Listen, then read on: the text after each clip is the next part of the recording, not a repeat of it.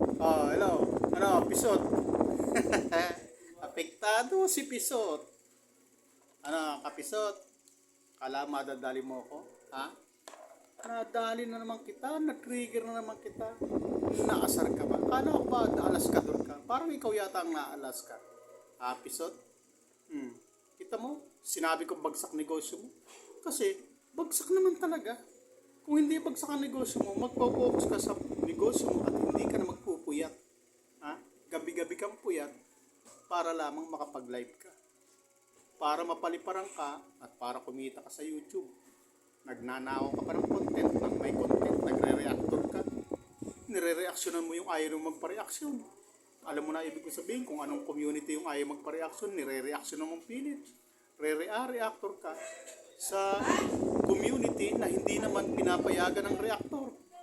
At nagnanakaw ka pa ng content sa kalingap. Ganyan ba ang hindi bagsak ang negosyo? At tapos, magyayabang ka pa. Eto oh, may resibo ako ng kayabangan. Hmm? Ha? Ito, panoorin mo. Ano? Tatampid ring oh. Ganito pagpagsak na ang negosyo ni Kapeso. Yani.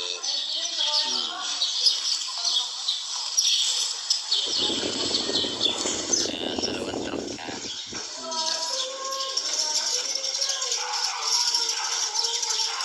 Shoutout sa'yo, tatampid ring na palimping. Ano? Yan ba ang hindi bagsak ang negosyo? Bagsak kaya. Kung hindi bagsak yan, dapat magpa-family vlog ka na lang, negosyo mo ang iba-vlog mo. Dapat, kada deliver mo, i-vlog mo. May sarili kang content. Eh, ba't nagnanakaw ka pa ng content kung hindi bagsak ang negosyo mo? Bakit kailangan pa magnakaw at mag-reactor sa mga community, sa community na ayaw naman ng reactor? At yung kayabangan mo, yung pinapakita mong paldo-paldong pera mo na yan, utang mo lang yan eh. Hindi naman kita ng tindahan yan eh. Utang mo yan. Inutang mo yan. Sa bibig mo na nanggagaling, negosyante ka na nangungutang ka sa bangko. Halatang-halatang yung pera mo, galing ng bangko, nakabundle pa. Hindi kita ng negosyo mo yan. Ang kita ng negosyo mo, yung barya-barya nasa counter, lukot-lukot. Eh, yung galing ng bangko, inutangan mo yan. At ang tunay na kumikita sa negosyo, hindi nagpapakita ng perang paldo-paldo sa social media. Kayabangan mo lang yung Kapeso. Saan ka nakakitang negosyante na nagpapakita sa social media ng kanyang kinita na paldo-paldo? Ibang klase ka negosyante, Kapeso. Kayabangan yan. At halatang apektado ka sa mga pinagsasabi ko sa'yo. Akala ko ba hindi ka apektado sa akin? Ilang taong ka na sa YouTube? Di ba? Kambal mo pa mo si Kalinga Prab. Sikat ka dati, di ba? Bigla ka nalaos. Bagsak mo kay Federico Santos. Ang negosyanteng kumikita, hindi pinakikita yung kinikita niya sa negosyo niya. Hindi nagpapakita ng paldo-paldong pera yan na kinita sa negosyo. Oy, Kapisot, kayabangan mo yan. Kita mo, apektado ka. Kung hindi ka apektado, bakit magpapakita ka sa akin ng napakarami mong pera? Paldo-paldong pera. Iyan ay malinaw kayabangan. Ang tunay na negosyante, hindi nagpapakita sa social media ng kanyang kinikita. Karamihan pa nga dyan sinasabi, lugi negosyo. Ikaw, pinagyayabang mo pa, hindi bagsak negosyo mo, tapos magpapakita ka ng paldo-paldong pera sa social media. Nang dahil lang sa akin, itinukoy mo pa yung pangalan ko, Federico Santos. Pinakitaan mo ako ng maraming pera mo. Bakit ako lang ba makakita niya? Makikita yung mga followers mo. Makikita ang kayabangan mo. Sila nagpapakahirap sa abroad para mapaliparang ka lang. Dahil nauutong sila. At anong sinasabi mo? Gagatasan mo. Anong gagatasin mo sa akin? Pamasahe nga papuntang Maynila, wala ako eh. Paano ba ako gagatasan? Ang ginagatasan mo, yung mga nauutumong sponsors na masama ang loob sa Kalinga dahil may mga sariling interes. Nakalimutan lang i-shoutout, magtatampo. naghahanap ng transparency, nakikita namang gumagawa ng bahay. Ang gusto pa, banggitin yung pangalan lang, si ganito po, si Kapisot. Nagbigay po ng pambili ng pako. Eto na po yung binili kong pako, bigay ni Kapisot. Ganon ang gusto ng ibang sponsors. Pag hindi na pagbigyan, magtatampo. Hahanapin ng pera, yung iba, bumabawi pa. Iyan ang mga sponsor na nasa iyo, Kapisot. Sila ang tunay na ginagatasan mo. Hindi ako. Wala ka naman views sa akin, o konti. May wala pang kalahating dolyar yan. Yung mga views mo sa akin, wala. Ang ginagatasan mo, yung mga nauuto mo. Yung mga galit sa akin na nagpapalipad sa'yo. Yun, sila yun. Sila yung ginagatasan mo, hindi ako. Ano ka? Ha? Na-trigger ka na ba? Nang dahil sa sinabi kong bagsak ang negosyo mo, nagpakita ka sa akin ng paldo-paldong pera. Bakit ako lang ba makakita niyan? Ang dami makakakita ng kayabangan mo. Walang negosyante na nagsasabing napakalakas na negosyo nila.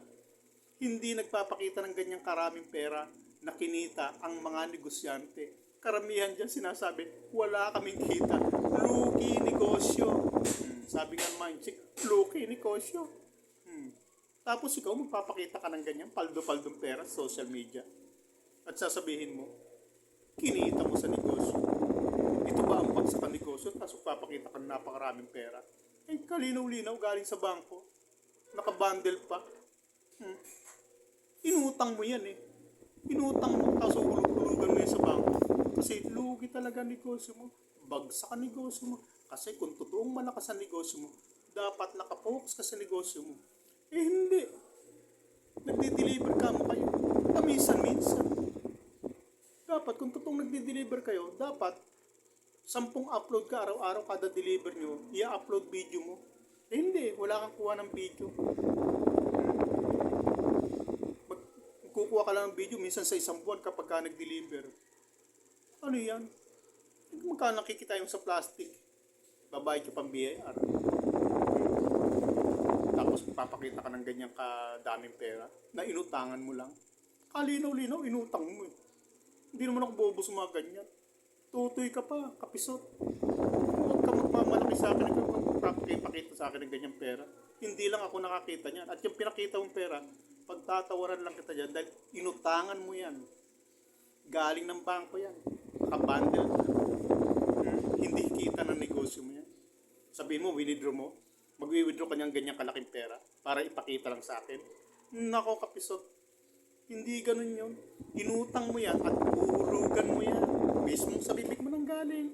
Nangungutang ka sa bangko. Sabi mo, sino bang negosyante ang hindi nangungutang sa bangko? Yan ang resulta. Nangutang ka, babayaran na yung unti-unti. Galing ng bangko yan. Hindi ako inunral sa mga ganyang pera. Kapisot? Huwag mo akong pagmamalakihan. Yabang.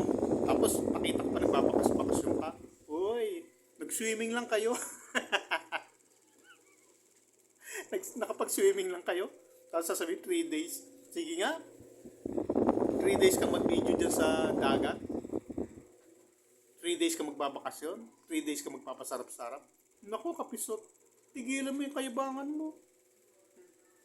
Ang negosyanteng kumikita, tahimik lang, hindi nagyayabang ng perang kinita sa social media.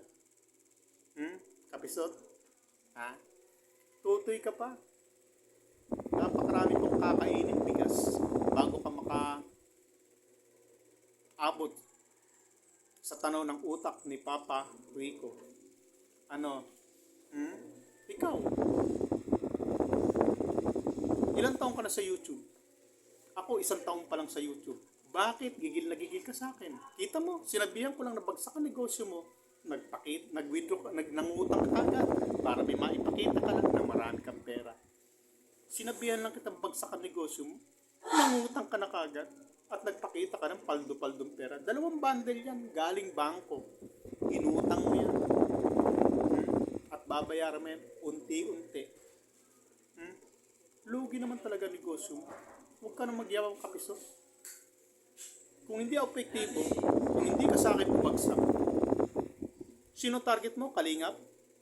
Bakit bagsak mo kay Papa Rico? Dahil epektibo ako, no? Kayang-kaya kong kunin ang galit mo. Kayang-kaya kitang pikunin. Kung hindi nangyari na napikong ka sa akin, bakit nangutang ka pa sa bangko at nagpakita ka ng ganyang pera para ipagyabang lang sa akin, ipagmalaki sa akin? Kung hindi ka apektado, ba't mo gagawin yan? Nangutang ka pa talaga. 2 bundle ng pera ang inutang mo at ipinakita mo sa akin. Ibig sabihin, apektado ka sa pinagsasabi ko sa'yo. Di ba? Ilang taon ka na sa YouTube? Ako ilang taon? Wala pang 1 taon. Ikaw, 4 na? 5? Tagal mo na yata, baka 6 years na eh. Galing ka pa, di ba, dati? Kay Hungry Syrian. At anong nangyari sa'yo? Hungry. Nagutom ka. Kaya pumunta ka ng Kalingap, humingi ka ng tulong. May pambiling diaper at gatas ng anak mo. Wala. Gutom ka, pisot.